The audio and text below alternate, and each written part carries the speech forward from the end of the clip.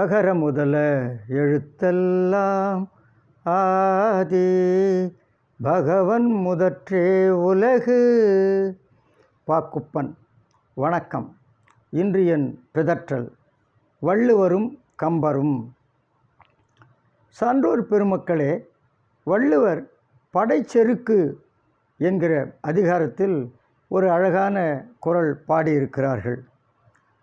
பேராண்மை என்ப தருகண் ஒன்று உற்றக்கால் ஓராண்மை மற்றதன் எஃகு.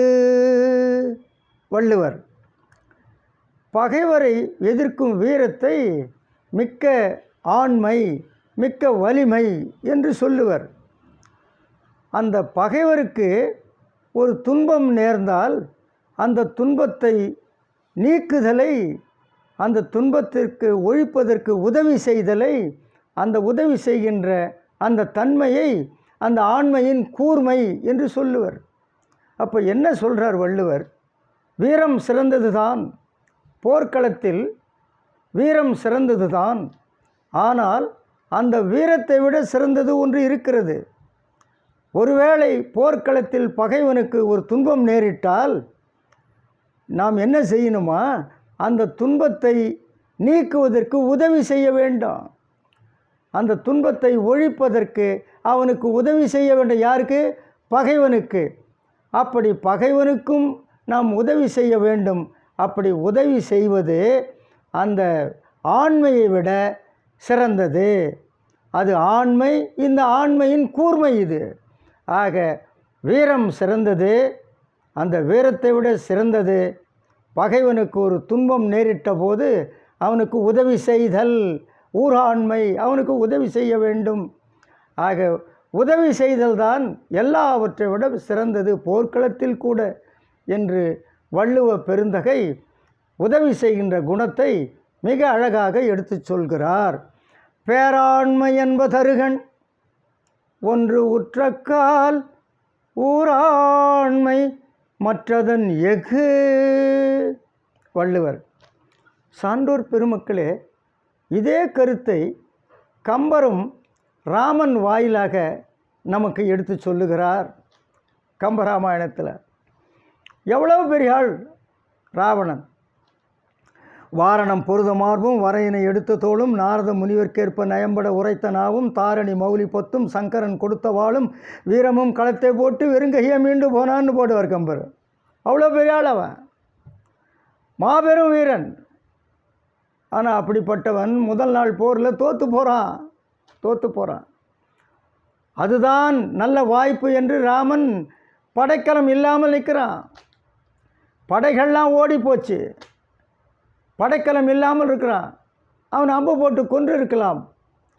அதுதான் படைக்கலம் இல்லாமல் இருப்பது தான் ராவனுக்கு பெருந்துன்பம். படைகள்லாம் ஓடி போய்விட்டது, பெருந்துன்பம். அந்த துன்பத்தை நீக்குகிறான் ராமன். அந்த துன்பத்தை நீக்குகிறான் ராமன். அம்பு போட வேண்டிய ராமன் போப்பான்னு சொல்கிறான். ஆளையா உனக்கு அமைந்தன மாறுது மறைந்த போலையாயின கண்டனை இன்று போய் போர்க்கு நாளை வா என நல்கினன் நாகு இளம் கமுகின் வாழை தாவுரு கோசல நாடுடை வள்ளல். சொன்னார் ராமன்.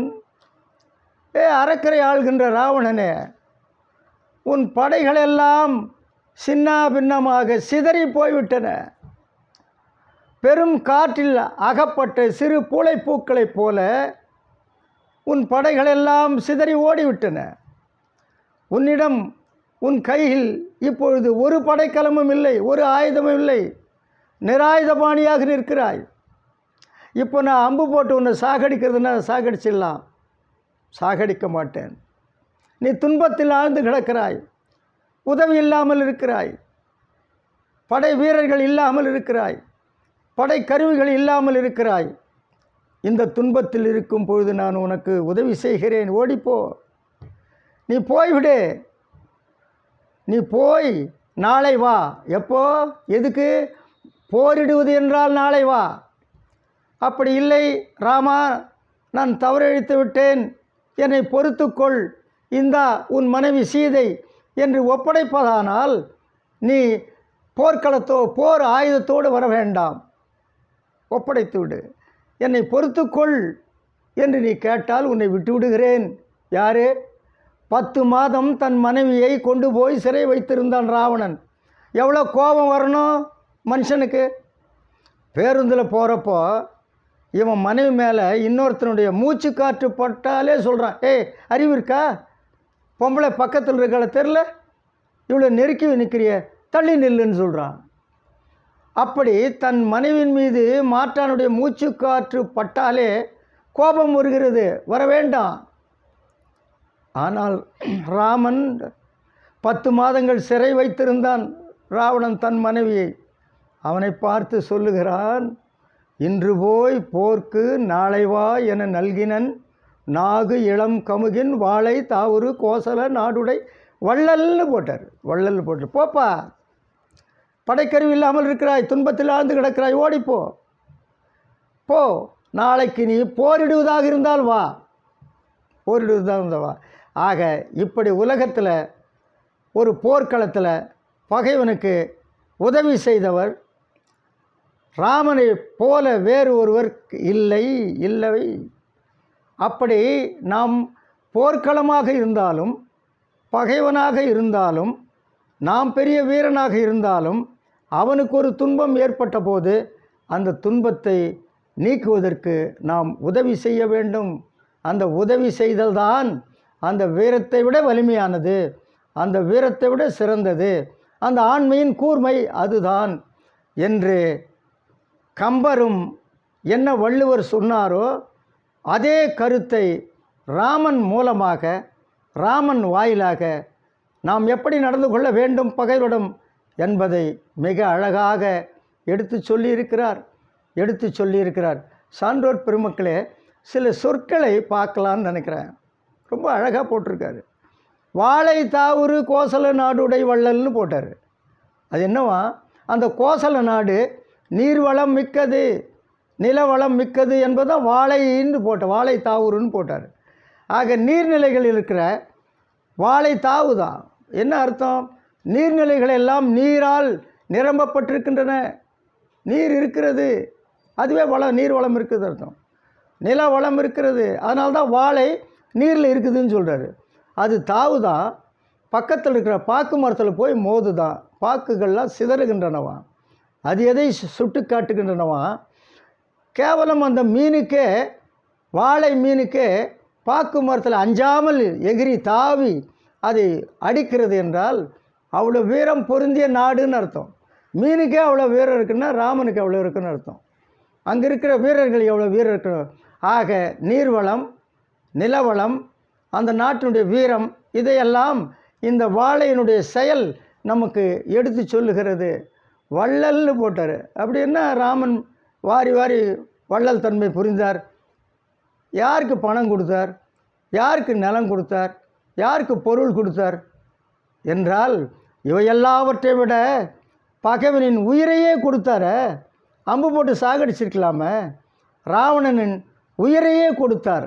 அதுதான் வள்ளல் தன்மை. இருக்கிற வள்ளல் தன்மையிலே ஒருத்தன் உயிரை தருவது மிகப்பெரிய வள்ளல் தன்மையாகும். அப்படி வள்ளலாக நடந்து கொண்டார் ராமன். வள்ளலாக யார்கிட்ட? எதிர்கிட்ட. ஏன் கோசல நாடுடை வள்ளல்னு போட்டார்?